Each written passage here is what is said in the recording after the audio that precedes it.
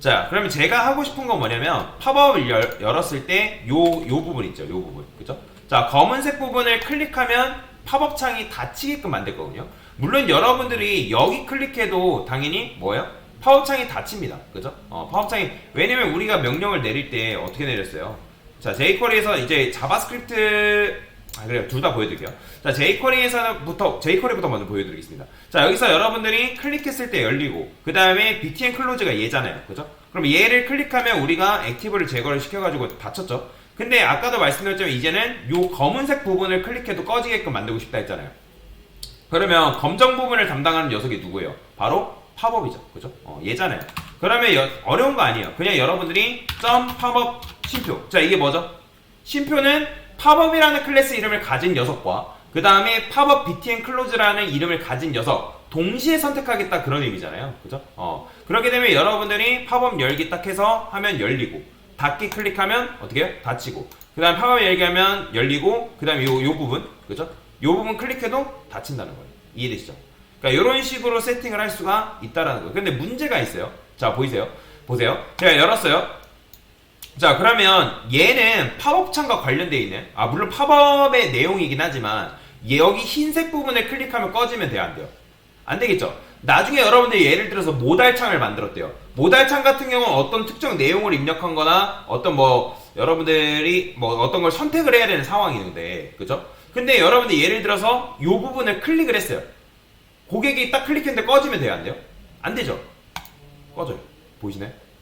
자, 저는 여기를 클릭했단 말이에요. 이게 왜 그렇다? 지금 나는 여기를 클릭했는데 또는 여기를 클릭했는데 그 이벤트 전파가 누구한테까지 전달이 된 거예요? 지금 우리가 팝업 바디나 btn 클로즈를 여러분들 이 부분 클릭해도 이벤트 전파가 얘네들한테 직접 걸려있는 건 아니지만 그 이벤트가 누구한테 전달된다? 얘한테 전달이 돼버린 거예요. 이 팝업까지. 이해되시죠?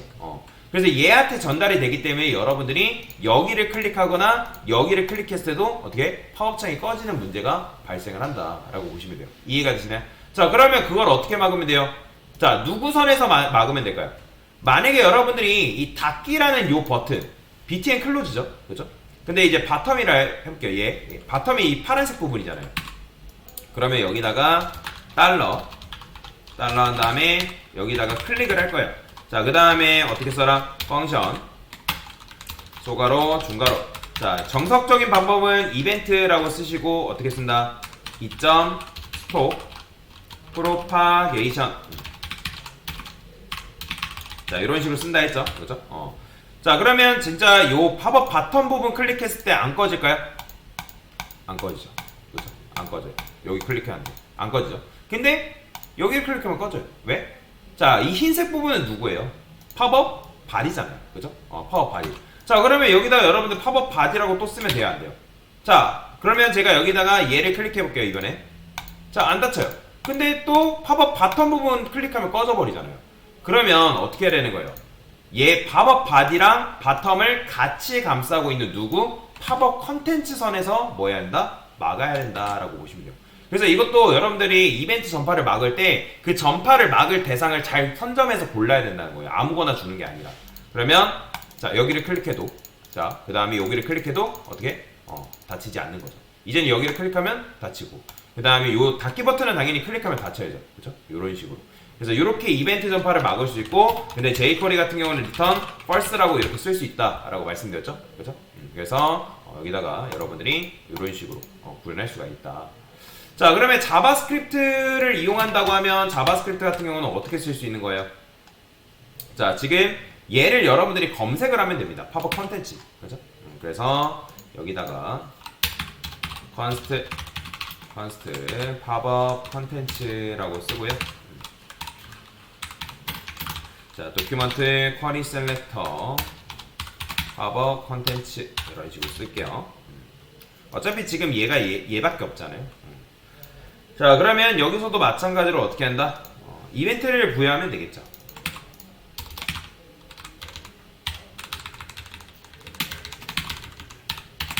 이렇게. 그 다음에 정석적인 방식으로 여기는 이제 리턴 펄스 안 된다 했죠? 그죠? 이제 이벤트라고 여러분들이 부여하시면 되고요.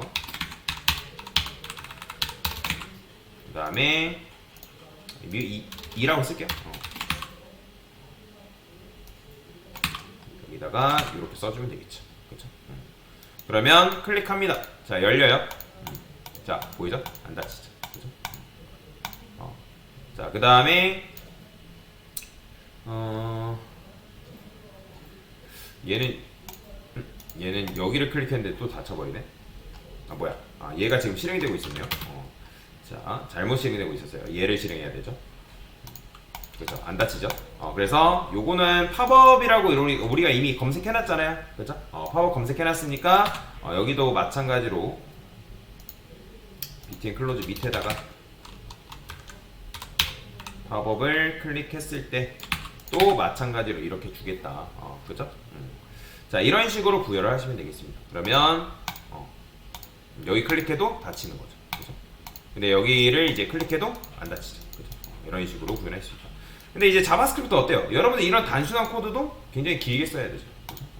굉장히 귀찮죠. 그렇기 때문에 jQuery를 보통 쓰는 거예요. 자, 여튼 이렇게 이벤트 전파를 막는 방법에 대해서 설명을 드린 겁니다.